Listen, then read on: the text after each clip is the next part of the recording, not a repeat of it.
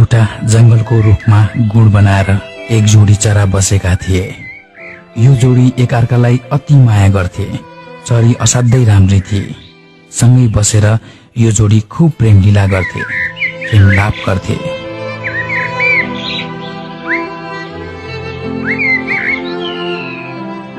एक दिन प्रेमलापकै सिलसिलामा चराले चरीलाई भन्छ, चरा तिमी असाध्यै राम्री छौ, म बुढो हुन लागे, तिमीले कतै मलाई छाडेर त जान्नौ नि रानी।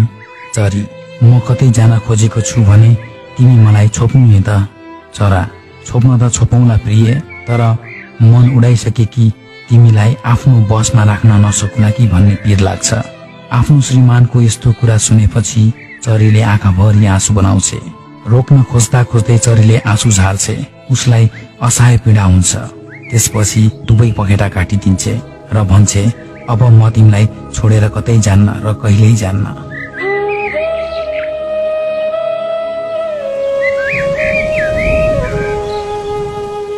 त्यसपछि पनि यो जोडी हाँसी खुसी बसिरहेका हुन्छन्। चराले हरेक दिन चारा खोजेर ल्याउँछ र दुवै मिलेर खान्छन्। समयले कोल्टे फेर्छ।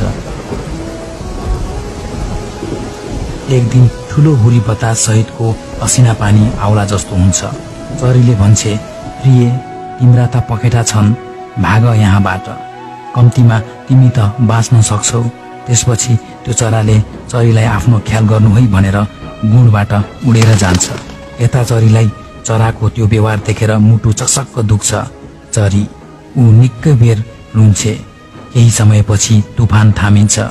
चरा फर्केर गुणमा आउँछ। चरी मरिसकेकी हुन्छे।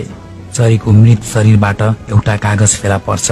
त्यो चराले खोलेर पढ्छ अनि कागजमा लेखिएको थियो, म तिमीलाई छाडेर जान सक्दिन मात्रै भनिदिनु भएको भए मैले हुरी आउनु पहिले मर्नु पर्दैन थियो होला प्रिय।